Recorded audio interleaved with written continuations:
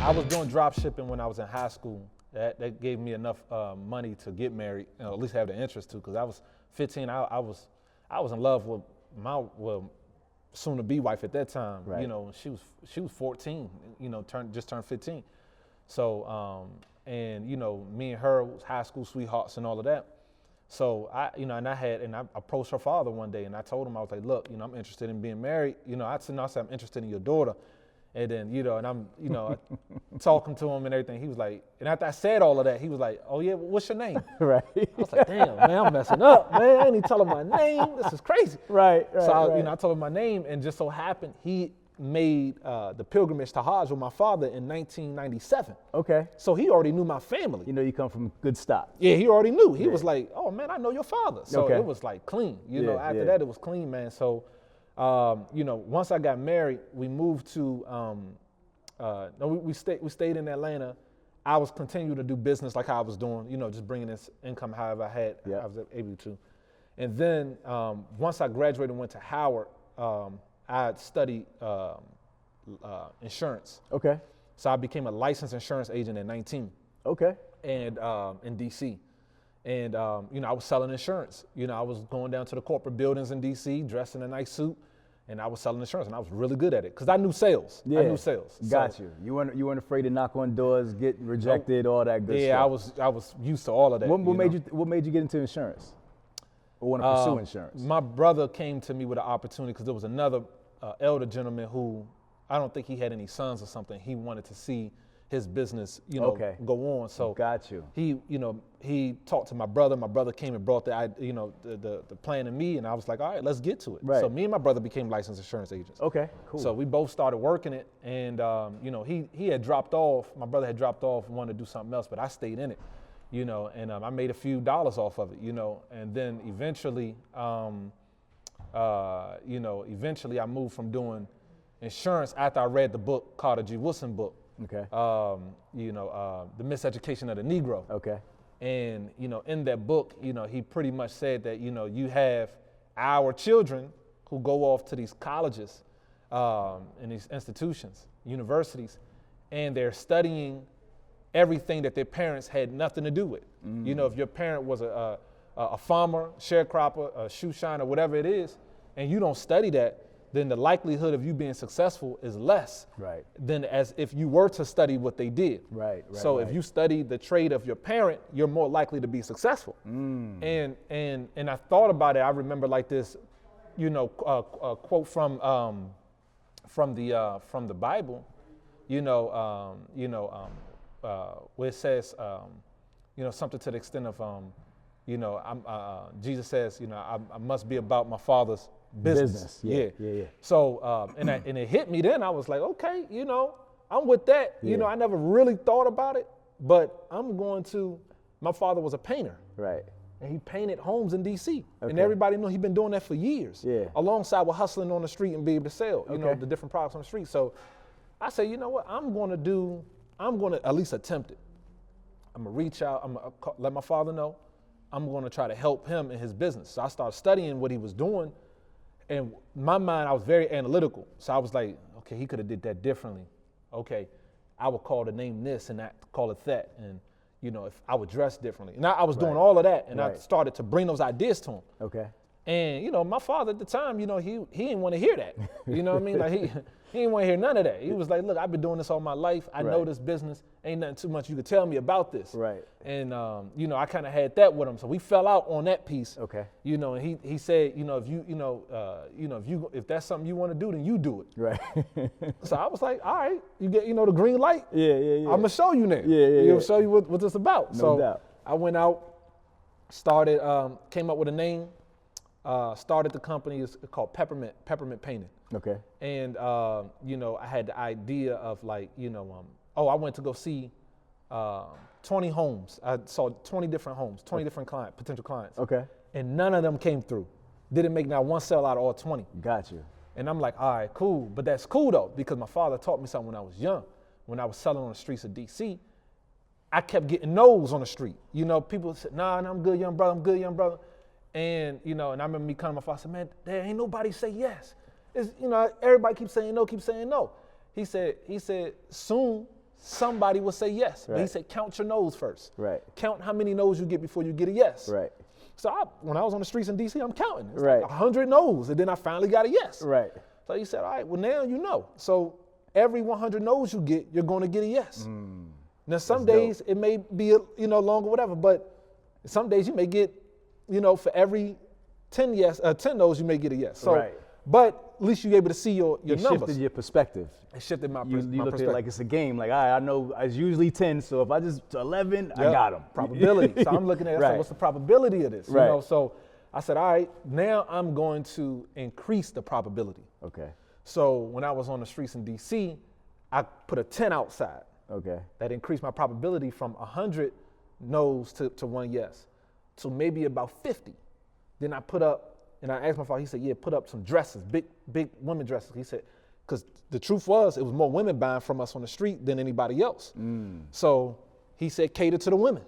So I Gotcha. went and got these big, beautiful dresses for women, and I put them all out front, and they fanning in the wind and everything like summertime, and women pulling over, pulling over, damn. So, they get up there, and then now, it's for every 20 no's, I'm getting a yes. Right. Then I'm like selling them, I'm smooth charming them, like, how you doing, sister? Yeah, I like the way you got that, boom, boom. So I'm talking them up, and then they buying the dress, and I'm like, yeah, but look, you don't want to wear the dress without smelling good. Here, smell this. Boom, Right, boom. right. They Like, smell you it. upselling Yeah, I'm now. upselling everything, and it's like, and they leaving off in the trunk, like, look, you ain't got a man? I got a man. Well, get him this. Boom. Smell that. He gonna love this. So I'm just doing it all. So Right. I'm cashing out. I'm on the streets in D. I'm 15, 16, coming back for the summertime, doing $300, $400 a day. Yeah. So yeah. I'm just killing it out there. Yeah. I remember some day I had $500 days. Now that was big, back then. No I'm like doubt. on the streets. I'm like, No crushing. doubt. And that was like, that's like in-person sales on the Yeah, streets. So yeah. it's different than like Which is online. hard, man, because you think now, you see those kiosks and stuff in the mall and people try to get you, you walking right by them. Yeah, you keep going. You Yeah, keep it pushing. So All to be day. able to grab somebody's attention and keep them engaged, Yeah, man. that's a talent, Yeah, man. That's a skill. So I had that. So, so coming from there, I learned probability in painting. So I said, okay, I got 20 no's, but the next month, what I'm gonna do is I'm gonna change my outfit.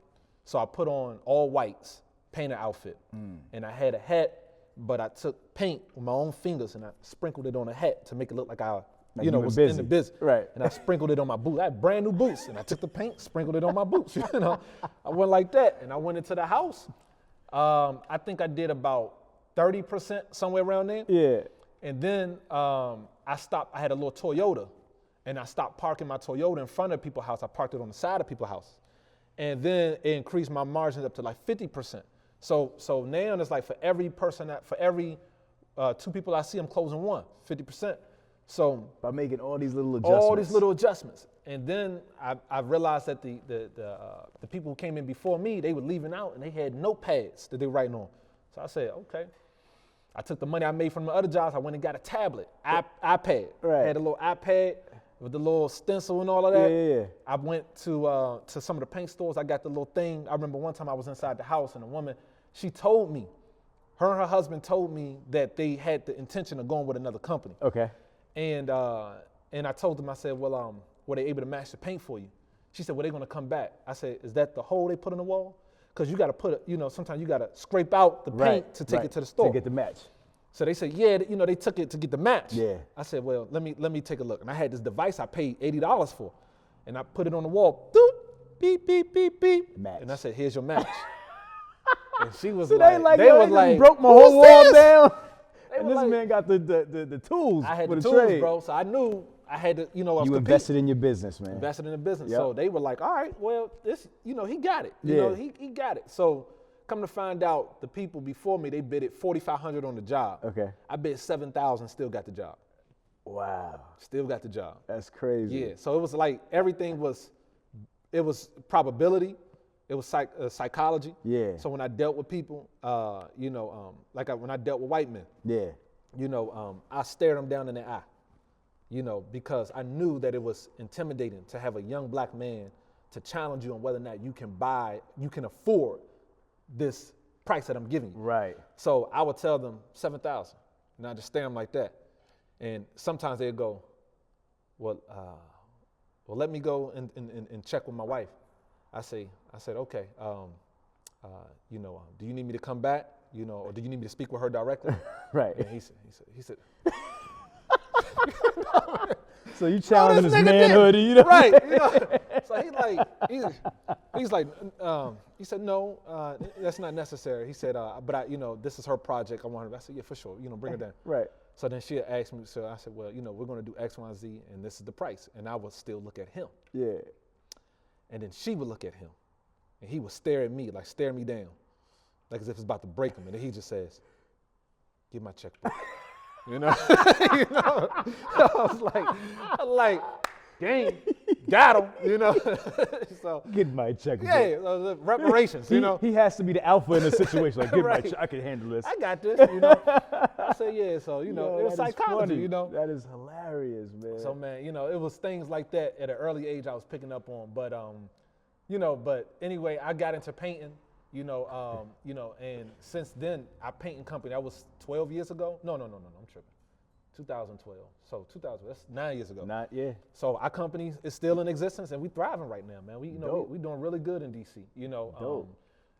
So I did painting, got out of painting, I never got out of painting. The company still right. The company still going. runs, Right. But I stepped away from that business, and I learned what I learned from that is how to establish a business that you don't necessarily need to manage anymore. That you can establish something, and then, it's like raising a child. You raise a child, and you giving your child everything, feeding it, clothing it, maintaining, et cetera. But then it'll come to a point where your child is able to bring you a sandwich, or able to bring you water, or whatever it may be. Right. It's an interesting dynamic, but businesses are the same way. Put that, and you're absolutely right. Yeah, now they taking out the trash and all of that. It's like, Gotta take care of you. Yeah, so it's like, but so really, I created that business to take care of my father and my mother. My mother passed, but that was the reason why, that was the goal.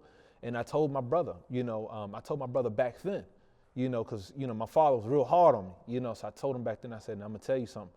I said, I'm gonna persevere. I told my brother, I said, I'm gonna stick with it. I said, but eventually this company is gonna be the retirement for our parents. I told him that back then. Wow. So, and I still, like, that, I don't pull money from that account. Right. That's what it's there for. Right. My father, he has an excellent salary, but it's like, that's his thing. Got you. But I know that I established it so that can be With that those for him. intentions, yeah. So, and all praise due to God. I never had to still, we got everything else we doing. We got, a lot of other stuff we got moving. Right, for sure. So the painting, and then there was a guy, when I came here to Atlanta, white guy told me, he said, if you're gonna do We Buy Black, he said, you can't do nothing else. He said, you have to focus your attention solely on it and give it your all. He said, you can't do the painting anymore. So that's when I started to make those adjustments, and everything else that I was doing. Gotcha. But as an entrepreneur and as a creative, that's very difficult to tell a creative that. Yeah. Because sometimes we could get distracted by a lot, For sure. especially when the businesses are not doing as well as we want them to do. Right. If a business is thriving, oh yeah, we all in that business. But at the moment you go through some struggle, you be like, I don't know. let me create this and let me create that and just add this to that and add that to that. Right. So I started doing a lot of that. You got you. Yeah, keep adding stuff, and but then, eventually, it got real tough, and I had to realize, I said, I got to get back focused on where we going with this. Got you. I had to put the mission and the vision back out front and say, what's the plan? Where are we going with this? And when I did that, man, we started having our best years ever.